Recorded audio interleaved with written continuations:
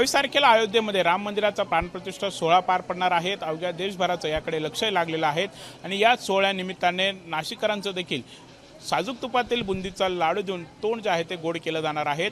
नववर्ष स्वागत यात्रा समिती आणि नाशिक गहू व्यापारी संघाकडून हा अनोखा उपक्रम जो आहे तो राबवण्यात येतोय।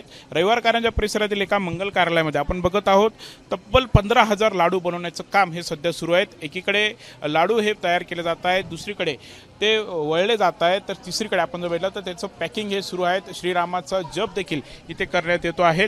नक्की कशी संपूर्ण तयारी आहे, कसा उपक्रम राबवण्यात येणार आहे आपण जाणून घेऊयात। नववर्ष स्वागत यात्रा समितीचे पदाधिकारी आहेत, मला सांगाल कसं हा पूर्ण उपक्रम? या पूर्ण उपक्रमामध्ये नववर्ष स्वागत यात्रा समिती तसेच नाशिक किराणा व्यापारी संघ यांच्या संयुक्त विद्यमाने या ठिकाणी 15,000 लाडू बनवण्याचं काम निमानी मंगल कार्यालय इथे चालू आहे।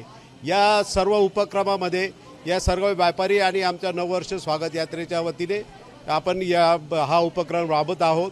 या उपक्रमामध्ये आपल्याला 200 किलो तूप लागलेलं आहे, त्याचप्रमाणे 1500-1600 किलो बेसन लागलेलं आहे आणि ड्रायफ्रूट्स जे आहे ते 10-15 किलो ड्रायफ्रूट्स या ठिकाणी बनवण्याचं काम प्रगतीपथावर आहे। येत्या 22 तारखेला रविवार कारंजावर या सर्व लाडूचं या ठिकाणी भाविकांसाठी वाटप होणार आहे। या नववर्ष स्वागत यात्रा आणि घाऊक व्यापारी संघाच्या वतीने सर्वांनी प्रसादाचा लाभ घ्यावा असं मी नागरिकांना खरं तर यावरती तुम्ही स्टिकर देखील असे छापलेले आहेत।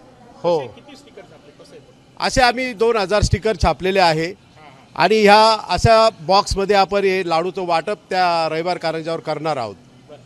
हे लाडू बनवल्यानंतर तर कारा मंदिरामध्ये त्याचा नैवेद्य हा दाखवला जाणार आहे आणि त्यानंतर हे वाटपाचं काम जे आहे ते सुरू केलं जाणार आहे। कॅमेरामन किरण काटरसह प्रांजल कुलकर्णी, एबीपी माझा, नाशिक।